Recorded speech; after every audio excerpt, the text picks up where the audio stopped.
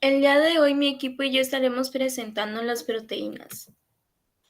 Mi equipo está conformado por Hernández Ramírez Camila, que soy yo, Sandoval Ocampo Jocelyn Suset y por último Manríquez Gómez Queira Michelle. Empezaré por la introducción. Las proteínas son biomoléculas formadas básicamente por carbono, hidrógeno, oxígeno y nitrógeno. Son cadenas de aminoácidos que se pliegan adquiriendo una estructura tridimensional que les permite llevar a cabo miles de funciones. Estas desempeñan un papel fundamental en los seres vivos y son las biomoléculas más versátiles y más diversas. Además, realizan una enorme cantidad de funciones diferentes. Bueno, yo hablaré acerca de la clasificación de las proteínas.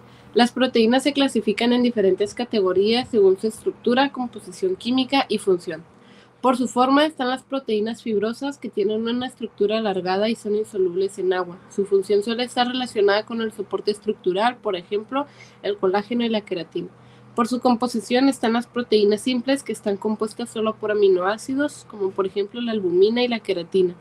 Por su función están las enzimas que catalizan reacciones químicas, por ejemplo la amilasa y pepsina. Por su estructura está la estructura primaria, estructura secundaria, terciaria y estructura cuarentenaria. Y este es un ejemplo de cómo se clasifican. Los niveles de organización de las proteínas describen cómo se estructura desde su forma más simple, que es la secuencia de aminoácidos, hasta la forma más compleja, que son varias cadenas polipeptídicas unidas. Estos niveles son esenciales para la función de las proteínas. Los niveles son la estructura primaria, estructura secundaria, terciaria y cuaternaria. Cada nivel de organización es crucial para la estabilidad y función de las proteínas, ya que las modificaciones en uno de estos niveles pueden alterar la funcionalidad de la proteína en general. Estructura primaria. La estructura primaria viene determinada por la secuencia de aminoácidos en la cadena proteica, el número de aminoácidos presentes y el orden en que están enlazados. Las posibilidades de estructura a nivel primario son prácticamente ilimitados.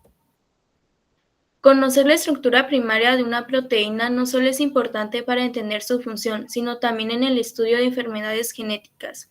Es posible que el origen de una enfermedad genética radique en una secuencia normal.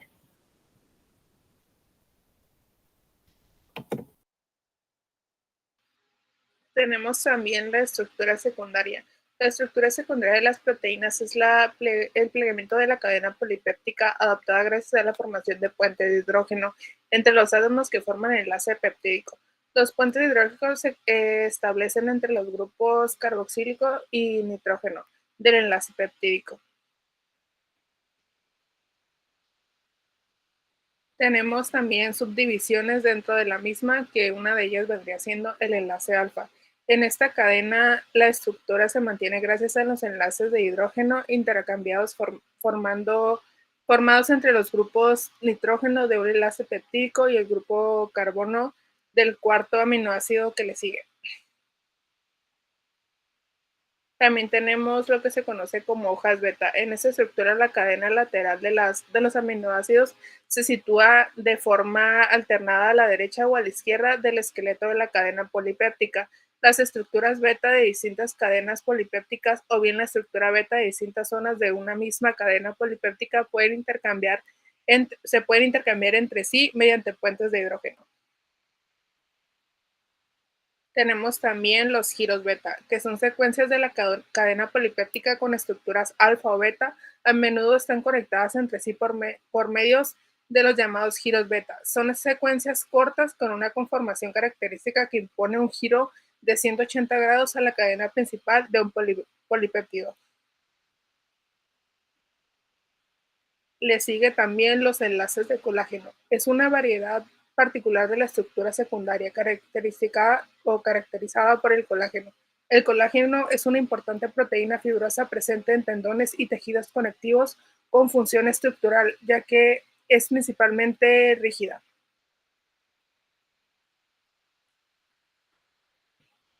Tenemos también láminas beta o láminas plegadas. Son regiones de proteínas que adoptan una estructura zigzag y se asocian entre sí estableciendo uniones mediante enlaces de hidrógeno interconectarios. La forma es beta, es una conformación simple formada por 2 o más cadenas polipépticas paralelas o 14 estructuras y propiedades de las proteínas antiparalelas.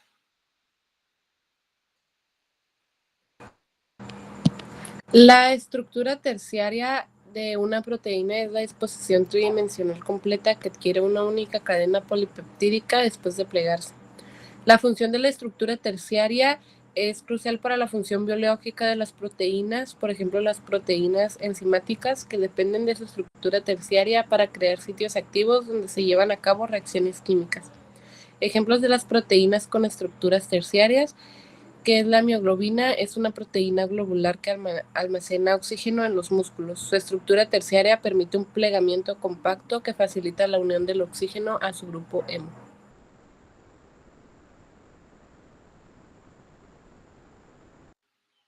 Ya por último tenemos la estructura cuaternaria. Cuando una proteína consta de más de una cadena polipéptica, es decir, cuando se trata de una proteína oligomérica, decimos que tiene estructura cuaternaria.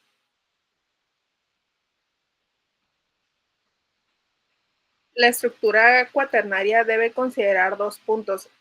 Como primero, el número y la naturaleza de distintas subunidades o monómeros que integran el oligómero. Y como segundo, la forma en que se asocian en el espacio para dar lugar al oligómero. La estructura cuaternaria deriva de la conjugación de varias cadenas peptídicas que asocian, conforman un multímero que posee propiedades distintas a las unidades de monómeros. Desnaturalización consiste en la pérdida de la estructura terciaria por romperse los puentes que forman dicha estructura.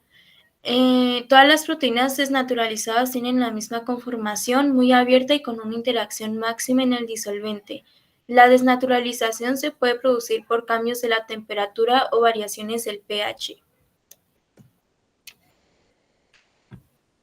Tenemos por último la conclusión. Podemos concluir que las proteínas son la base fundamental para la funcionalidad de la vida. Cada célula del cuerpo contiene estas biomoléculas y principalmente se componen por 20 proteínas fundamentales que las podemos adquirir a través de nuestra dieta o por síntesis en el organismo. Por lo anterior, también se le puede conocer como un macronutriente, ya que el cuerpo las necesita en cantidades sustanciales para una correcta funcionalidad. Su estructura básica es una cadena de aminoácidos complejas según su nivel de organización, la cual se puede dividir en 4, y su nivel de complejidad varía según su grupo R. Esto ha sido todo por nuestra presentación. Esperemos que haya sido de su agrado.